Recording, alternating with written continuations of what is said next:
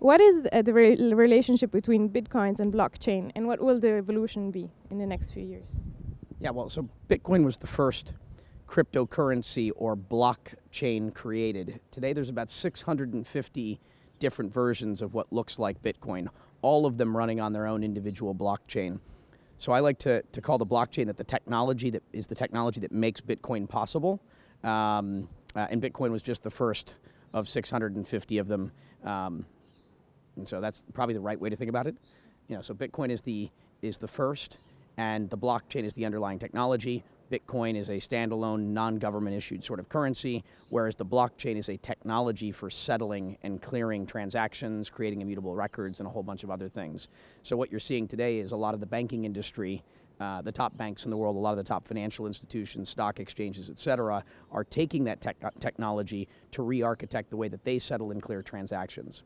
I think the analogy that's probably best suited would be when we used to make our phone calls over twisted copper wires, and then voice over IP came along, and everybody said, oh, well, we'll all be making internet phone calls in the world, and the telecom industry is kind of going away because all we need is internet connections. The reality is the telecom industry went and co-opted that voice over IP technology, incorporated it into their business, and we, the consumers, never even realized we went from making phone calls over copper wires to over internet lines, and the margins were substantially increased for the telecom industry. And so that's what you're seeing happen. So the blockchain is the technology. Bitcoin was the first currency and the initial invention.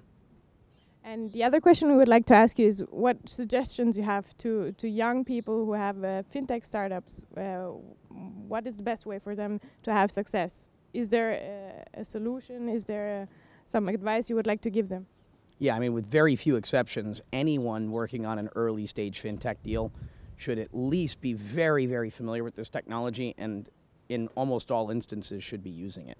So, I mean, I would definitely familiarize yourself with Bitcoin, Ethereum, cryptocurrencies in general, blockchain technology. Make sure you at least understand why it's important. Why are all the world's venture capitalists investing in the sector? Why are most of the top entrepreneurs that are leaving the top banks or the top companies like Facebook and Google to start startups in this space, all doing it using this technology? At least try to understand why. And once you've done that, then it becomes easy to figure out how to incorporate that into the business that you're thinking about building.